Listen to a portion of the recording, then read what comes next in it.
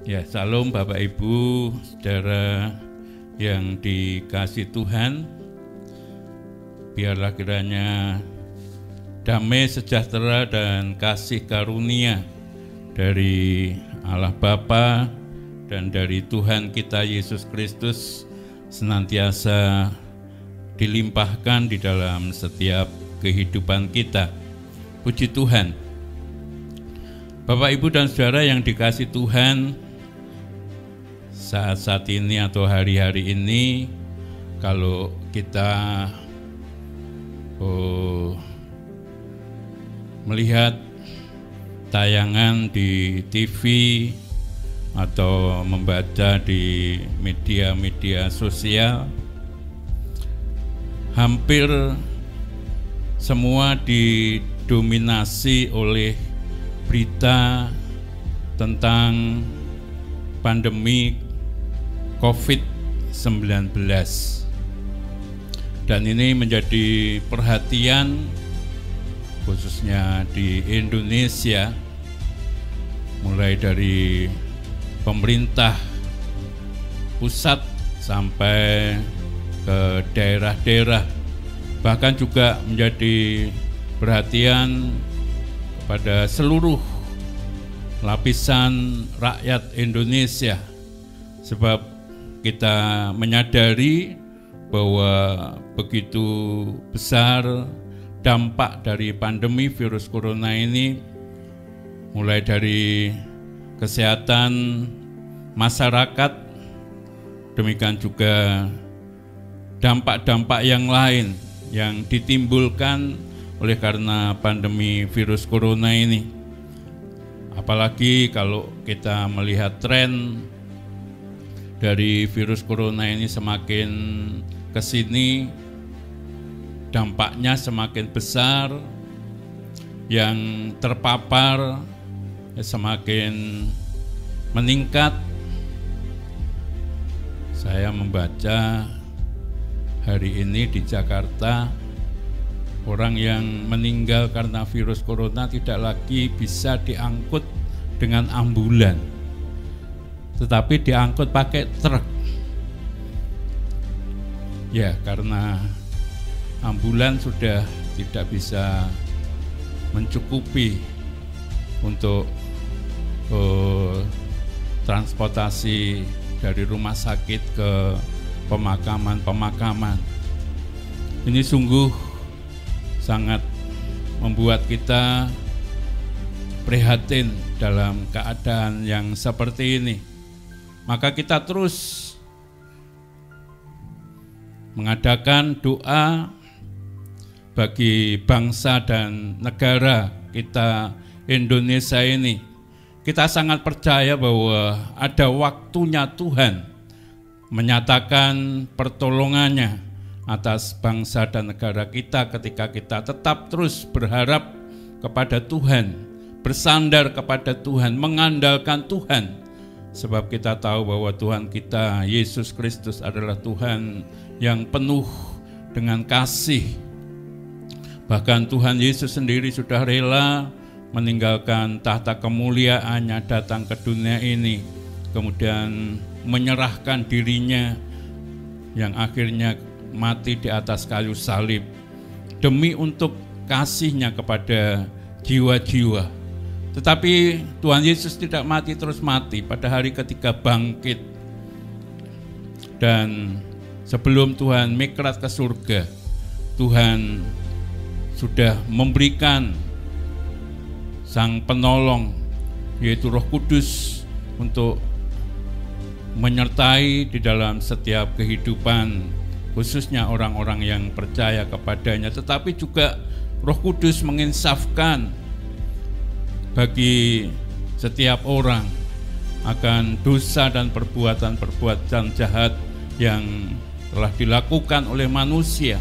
Dan Tuhan ingin bahwa akhirnya manusia menyadari akan dosa-dosanya, perbuatan-perbuatan jahat yang tidak sesuai dengan kebenaran-kebenaran firman Tuhan, dan akhirnya keselamatan boleh Tuhan berikan, Tuhan anugerahkan bagi manusia yang hidup di muka bumi ini, dan kita sangat percaya bahwa itu akan terus Tuhan kerjakan khususnya bagi bangsa dan negara kita Indonesia.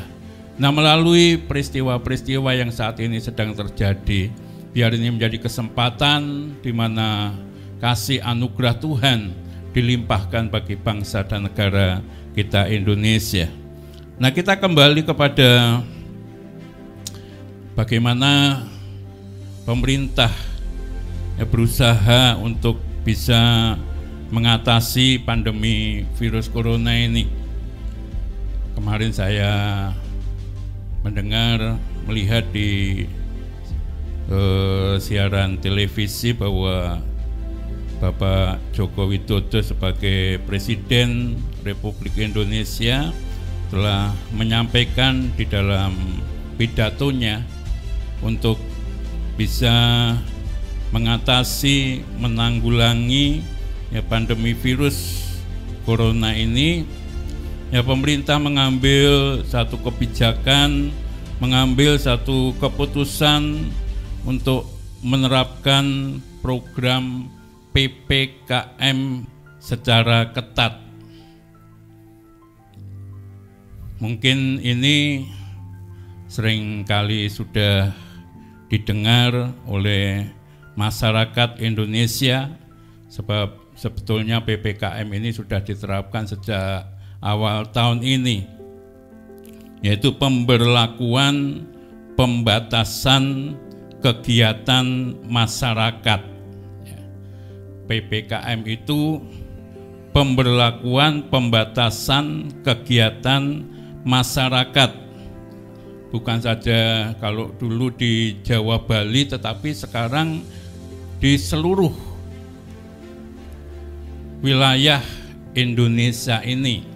Jadi diperluas dan pelaksanaannya dilakukan secara ketat sampai ke jajaran yang paling bawah, yaitu sampai RT RW. Maka kalau di RT RW ada yang namanya Jogotongo. Ini diharapkan oleh Bapak Presiden bukan sekedar satu satu aturan yang dibuat, tapi betul-betul ada implementasi yang nyata di dalam kehidupan bermasyarakat. Nah, hal ini tentu bukan sekedar satu kebijakan, satu aturan yang dibuat oleh pemerintah saja yang mengeluarkan kebijakan ini, tetapi juga menuntut kepatuhan dan kedisiplinan seluruh lapisan masyarakat di dalam menjalankan PPKM dalam skala mikro ini. Kenapa ini saya sampaikan? Supaya kita diingatkan kembali, kita juga menjadi bagian dari masyarakat Indonesia, maka siapapun juga termasuk kita juga dituntut untuk melaksanakan ini dengan benar, dengan disiplin yang sungguh sangat perlu kita perhatikan. Apa yang harus diperhatikan dan dilakukan dengan disiplin dan dengan baik, sebagaimana yang telah diketahui oleh seluruh rakyat, tetapi kita menyadari bahwa dalam pelaksanaannya belum sepenuhnya dilakukan dengan maksimal. Masih ada yang istilahnya itu abai, ngopo dadak melakukan itu,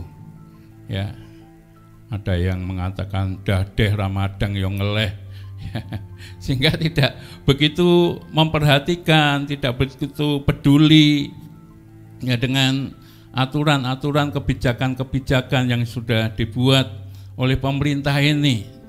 Ya. Nah ini yang oleh Bapak Presiden Jokowi kemarin, ayo kita laksanakan dengan hal-hal yang sederhana ini. Karena sekalipun sederhana, ini sangat membantu. Ya. Sangat membantu untuk bisa mencegah agar supaya virus corona ini tidak mudah untuk menular dari satu orang kepada orang yang lain. Dan kita juga mendengar bahwa tren saat ini bukan saja kepada orang-orang yang sudah dewasa, tetapi juga kepada anak-anak mulai usia balita sampai umur 18 tahun. Ya, di Indonesia ini katanya menurut data itu paling tinggi ya di dunia orang yang terkena virus di usia-usia yang sangat masih muda ini. Nah ini perlu perhatian yang sangat besar.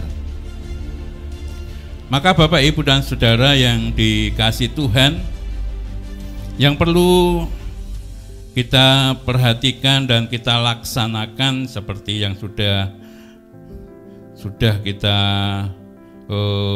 mengerti, yaitu bahwa pertama masyarakat harus menciptakan rasa aman dalam menghadapi virus corona itu, yaitu dengan menjalankan protokol kesehatan ya secara ketat. Ada istilah 3M atau sekarang ditambah 2 lagi yang menjadi 5M, yaitu memakai masker dengan benar, tidak hanya ditempel di kuping tapi juga harus menutupi mulut dan hidung ya. Harus menutupi mulut dan hidung dengan masker yang standar. Kemudian mencuci tangan dengan sabun ya, di air yang mengalir, atau kalau pas bepergian ya kita membawa hand sanitizer ya, sering mencuci tangan pakai sabun di air yang mengalir atau sering memakai hand sanitizer. Kemudian menjaga jarak ya, satu dengan yang lainnya ya, sehingga tidak berhimpit-himpitan. Kemudian menjauhi kerumunan ya, sekarang ini yang sering masih terjadi ya, ada kerumunan-kerumunan yang bahkan mereka tidak memakai masker ya, dan lain sebagainya. Nah ini yang memudahkan penularan virus corona dari satu orang kepada orang yang lainnya. Ya, kemarin ada satu perangkat desa sampai ditayangkan di TV ya, mereka mengadakan resepsi, kemudian dengan cara yang tidak menjaga protokol kesehatan sehingga harus dibubarkan. Dan ini memang harus tegas ya, seperti itu. Kalau tidak ya bagaimana bisa menjaga agar supaya virus ini tidak semakin menyebar. Kemudian juga membatasi mobilitas dan interaksi di antara satu dengan yang lainnya.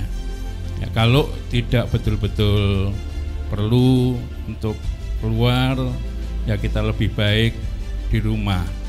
Ya, tapi kalau perlu, ya terpaksa kita harus keluar, kita harus tetap membatasi diri dan tidak terlalu mengadakan interaksi ya satu dengan yang lainnya.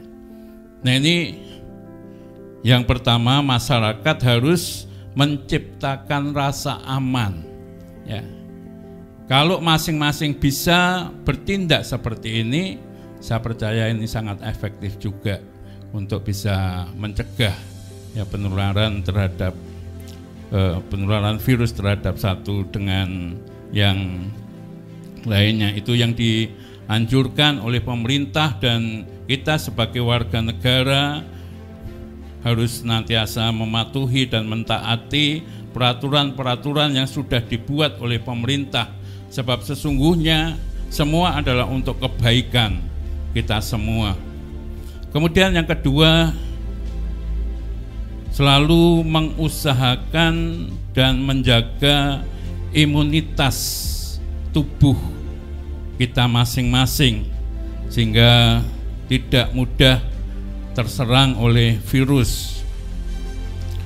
Menurut seorang dokter, ya saya membaca apa yang perlu dilakukan untuk bisa menjaga imunitas tubuh.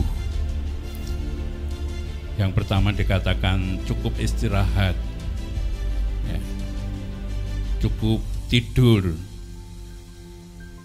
Artinya bahwa jangan kemudian waktunya istirahat, waktunya tidur justru untuk dilakukan ya begadang untuk hal-hal yang tidak perlu. Umpamanya sekarang ini sedang ada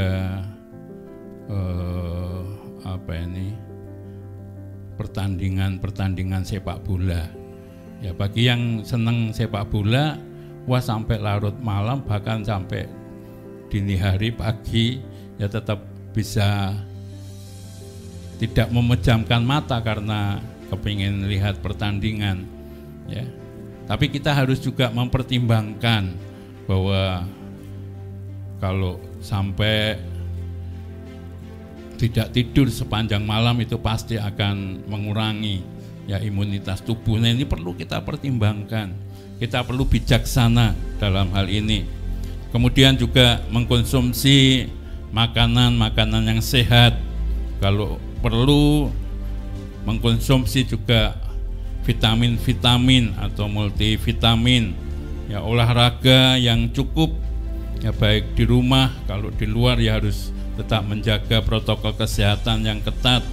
Kemudian mengendalikan diri untuk tidak mengalami stres ya, karena keadaan situasi yang seperti ini kadang-kadang membuat orang menjadi stres, khawatir, takut dan lain sebagainya. Nah, itu harus bisa dikendalikan. Kemudian juga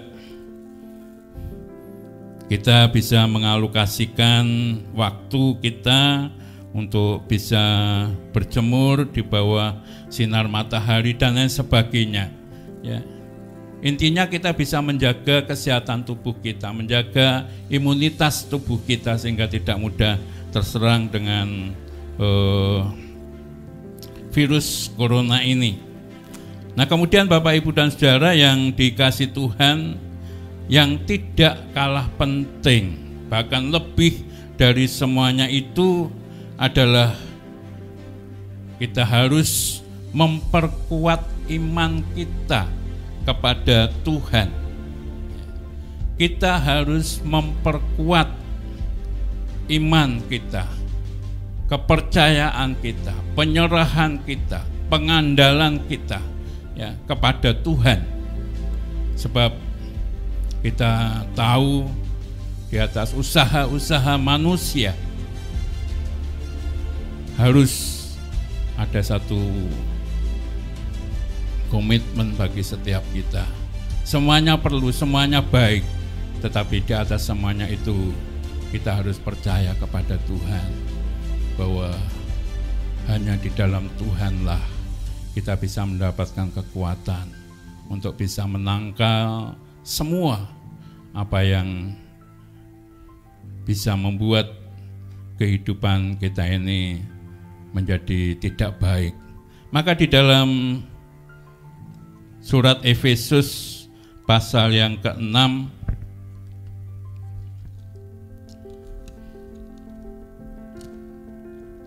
Efesus pasal 6 ayat yang ke-10 dikatakan demikian firman Tuhan.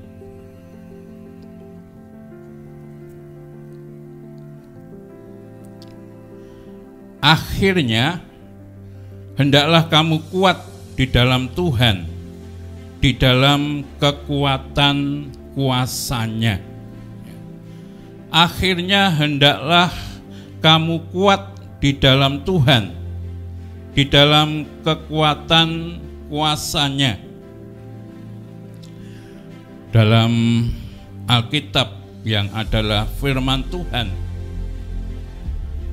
di dalamnya penuh dengan janji-janji Tuhan yang memberikan kepada kita semua jaminan keselamatan, yang memberikan kepada kita semua pertolongan, perlindungan, pemeliharaan. Dan kita sangat percaya bahwa setiap kebenaran firman Tuhan itu ya dan amin. Ya, tidak ada yang tidak digenapi oleh Tuhan. Ya, semua pasti yang difirmankan oleh Tuhan digenapi oleh Tuhan. Bagi setiap kita yang senantiasa percaya kepadanya, mempercayakan hidup kita kepada Tuhan. Kalau kita kuat di dalam firman-Nya, kita kuat memegang janji-janjinya, maka kita pasti akan menerima apa yang dijanjikan oleh Tuhan, apa yang firmankan oleh Tuhan. Sebab tadi saya katakan setiap kebenaran firman Tuhan pasti ya dan amin.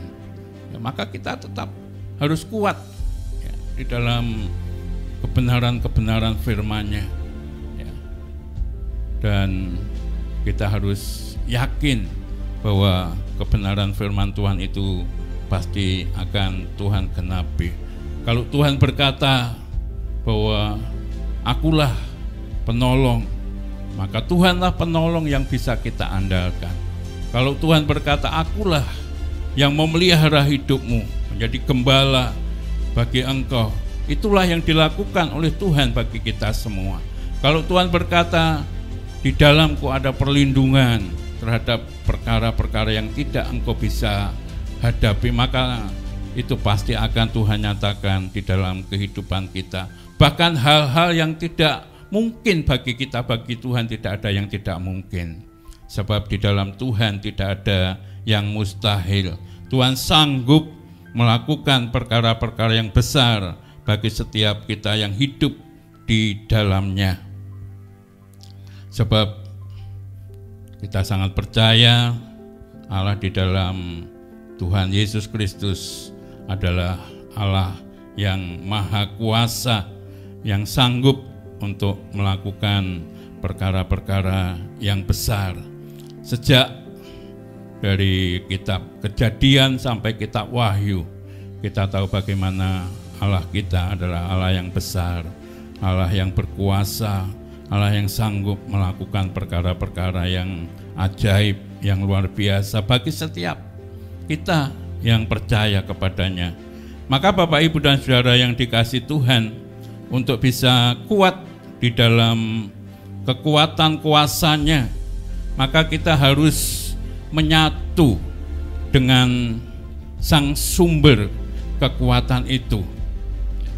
Untuk bisa kuat di dalam kekuatan kuasa-Nya, maka kita harus menyatu dengan sang sumber kekuatan itu.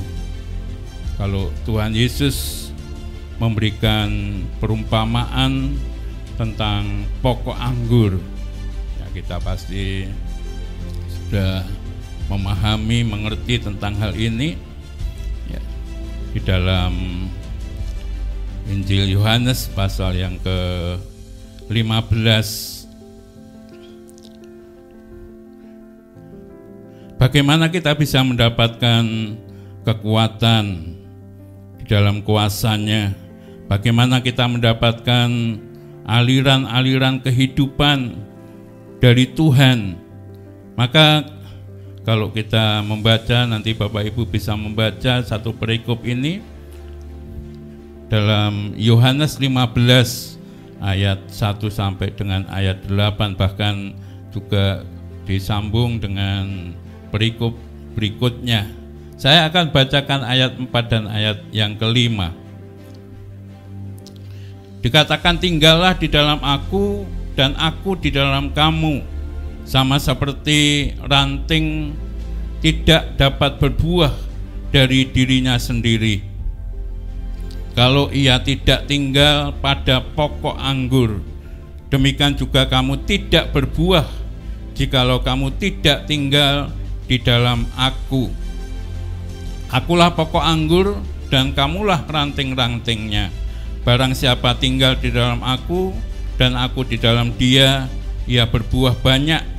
Sebab di luar aku kamu tidak dapat berbuat apa-apa.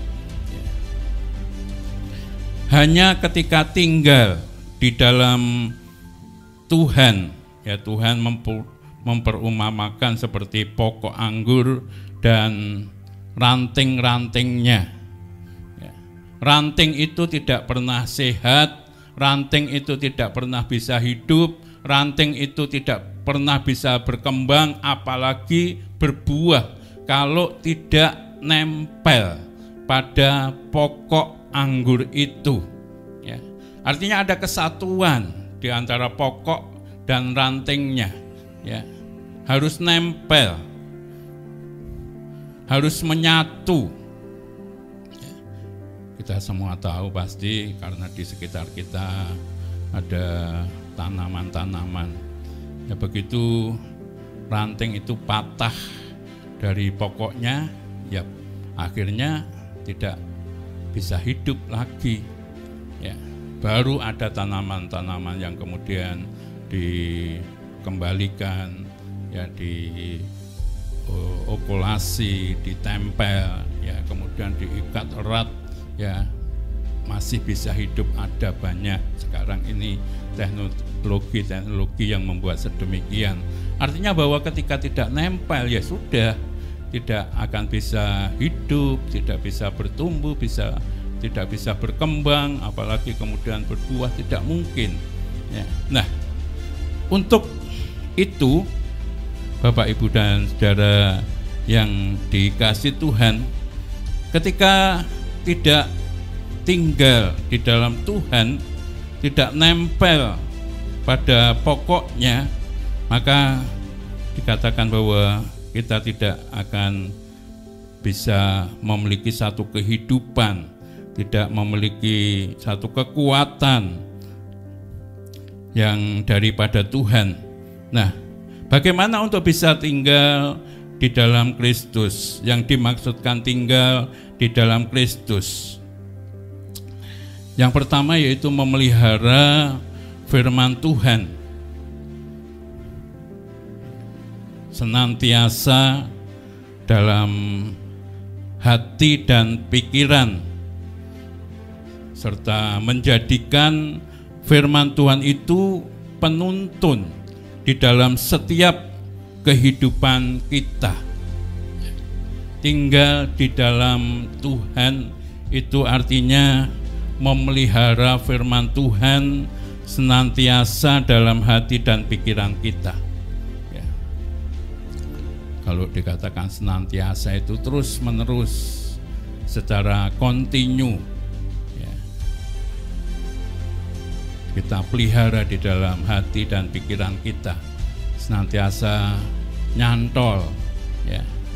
Tapi bukan saja nyantol, mengerti, memahami tentang kebenaran firman Tuhan, tapi kita harus memakai, menjadikan firman Tuhan itu penuntun di dalam setiap tindakan kita. Artinya apapun yang kita lakukan, apapun yang kita kerjakan, tolok ukurnya harus apakah itu sesuai dengan firman Tuhan atau tidak. Kita tidak sembarangan saja melakukan sesuatu, melangkah tanpa harus mempertimbangkan. Wis pokoknya ini aku senang, ya sudah aku lakukan. Ya, sekalipun tidak sesuai dengan firman-Nya, nah itu yang tidak benar. Ya, setiap langkah tindakan kita harus sesuai dengan kebenaran-kebenaran firman Tuhan. Itu artinya kita tinggal di dalam Tuhan. Kemudian juga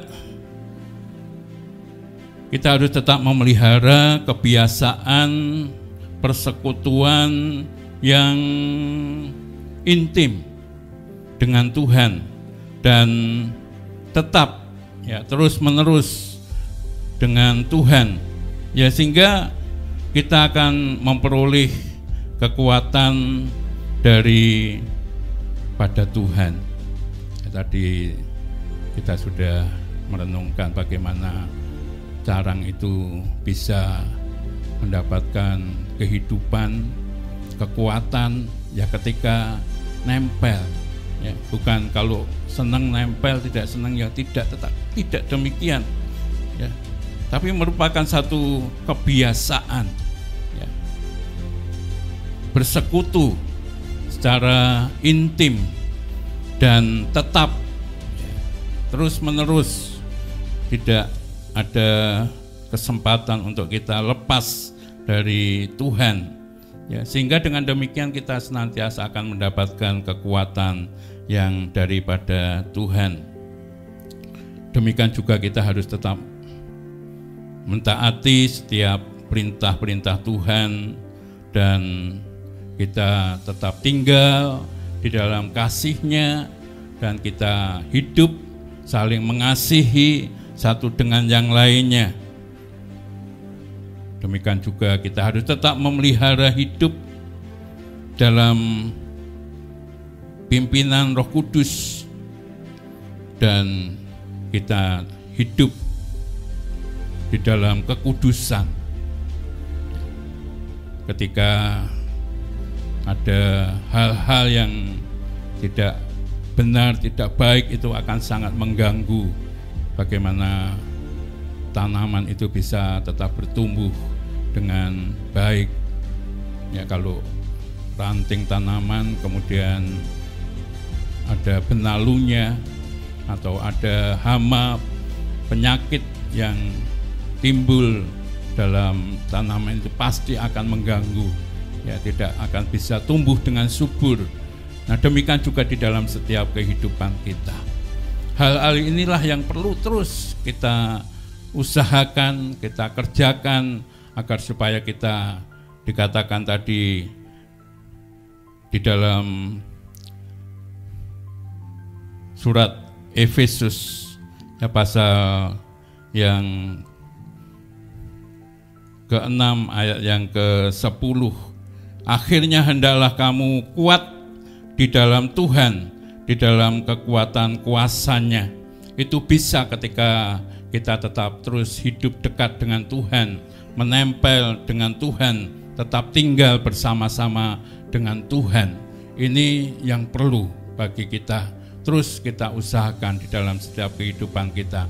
Sekalipun kita tidak kemudian abai dengan peraturan-peraturan yang dibuat oleh pemerintah, kita tetap harus mentaatinya. Tapi yang pertama, mari kita membangun hidup kita semakin dekat dengan Tuhan, sehingga kita boleh mendapatkan kekuatan yang daripada Tuhan.